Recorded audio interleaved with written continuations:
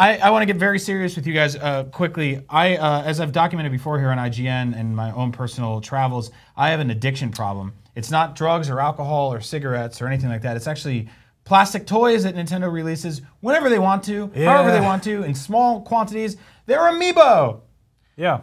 They're all over the place. So, there have been 56 released so far, I believe. I have all of them, even the variants. They make gold and silver ones. The other day, they gave us some new news. Can we take a look? Yeah, we got some release dates. We just went down the releases of games that are coming out this year. Here is all the Amiibos that are coming out over the next few months. Can I tell you, I already have a bunch of these because I imported them. Yep. Yeah. Cheater. So stop. See that giant? There's a giant green Yarn Yoshi now. He's about this tall. He costs $40.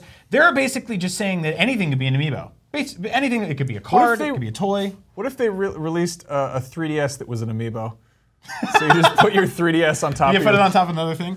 So this is how this goes. When you collect things, you are constantly sort of moving the goalposts around and reinventing the logic in which you can continue to justify your addiction. Now, in the case of Amiibo, I started going, I'm going to get the entire Smash Brothers set. And then Sakurai started adding more characters to Smash Brothers, meaning that I had to keep buying more Amiibo. Then they came out with a Mario Party line that had variants like the gold and silver ones. I had to get those. Then they put out with 3 Yarn Yoshis that were cute and adorable in different colors. I had to get those. That's when I started worrying. Like, see, I'm not into Amiibo. You know, I think they're all right. They're cool, whatever. But I'm a big action figure collecting fan. And the thing with that is there's no bottom to it. There's no end to it. If you look at like Steve Sansweet, who's basically the guy who literally wrote the book on Star Wars collecting. He's got everything. He's got absolutely everything. And there's like, is there a difference between like international versions of Amiibo? Like, so just packaging wise. Just packaging. But they're universal. Yeah, that's enough for some people to go to it. But like, you know, when you get really, you know, kind of granular with action figures, it'll be like every little tiny bit. It's worrisome because I think that video games kind of beat a completionist mindset into fans. Yeah. And we've seen this with people who are paying like thousands of dollars for defective, not defective, but like irregular Amiibo, like the Samus with the two cannons. Yeah, there's also the Animal Crossing villager guy. There's a version of him they re-released where his hair is up higher on his head, and people are like, gotta get that one too. Yeah, and that's not like, I mean, one of them is going to be worth more than the other, just kind of because that's how that works. But you're totally right. This is from the company that pioneered the phrase, you know, helped to pioneer the phrase, gotta catch them all. Yes. With Pokemon. Yeah, it's scary. So I'm watching this now and I'm going, when do I stop? Because I have a shelf at home where I put these on, and it's getting heavy. Like it's getting some weight on there. And like I don't live in a big apartment. You know, I live in a one-bedroom apartment, and in the corner of it is my desk. I have a little in my bedroom where I live with my wife, and there's 56 cartoon character statuettes.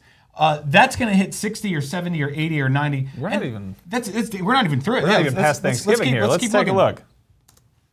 Keeps going. Now here we go. This is where I start drawing the line. The Animal Crossing characters. When I can only name a few of these dudes, like this, like the alpacas and whoever that weird messed up badger dude on the end is, or that girl with the blue thing, or this dog that looks like a snitch. I start worrying about this stuff. Okay, Tom Nook, I love you to death. I've been paying you money for years, and these things are adorable. I totally want to open this door and never close it, right? Because there's hundreds of Animal Crossing characters. Yeah, I like animals. Why don't I just keep doing that? So here's the thing. If you are addicted to Amiibo like I am, draw a line somewhere. I'm finishing with Smash Brothers. I might get, okay, hold on. We have some news. A Shovel Knight Amiibo was just announced. It was outed by a retailer.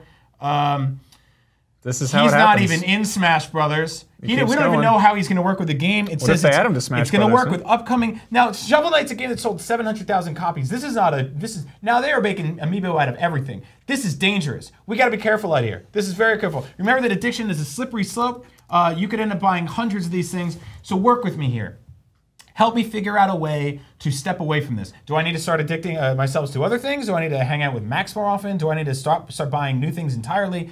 We went on Twitter and we asked you what you're addicted to collecting right now, because it's more than just Amiibo. For example, every time I think I have it bad, AKA Dazed says porn. Weird thing to collect. You can't really collect it. There's kind of, it's sort of, there's a lot of it out there. That's the thing. I don't think you'd ever be able to catch them all on that. Yeah. Pyrondi Soto says Nendoroids must collect everything. Those things are awesome. See, that's rough. Like I've kind of backed off from action figure collecting. Like, but the thing is that the really good action figures right now are coming out of Japan. Like they've always kind of had the best ones going on, but they've really just you got the Fig Arts, you've got the you know, the Kotobukiya ones, you've got the Nendoroid.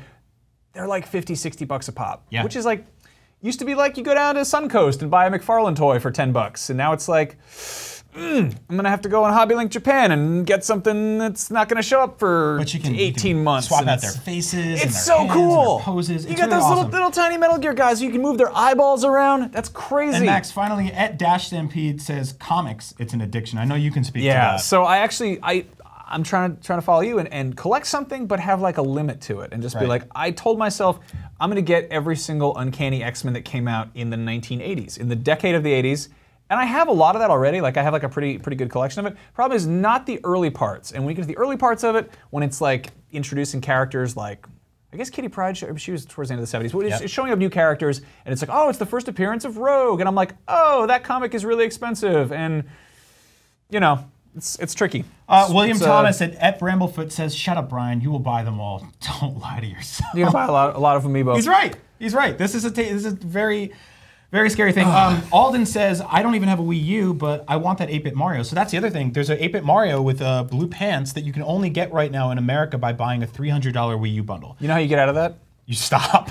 You buy the Wii U for a child, and then you steal the toy. You steal the toy. You're like, oh, you don't want that. I'll trade you the other one for that. Like stealing Amiibo from a baby.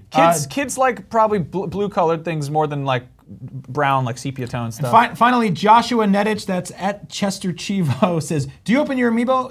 If so, do you keep the packaging? I do open them. I do not keep the packaging. Free the Amiibo, free the toys. I'm not a big fan of keeping toys in the packages. I think that's like, you're suffocating them. Okay. You know? I've seen Toy Story.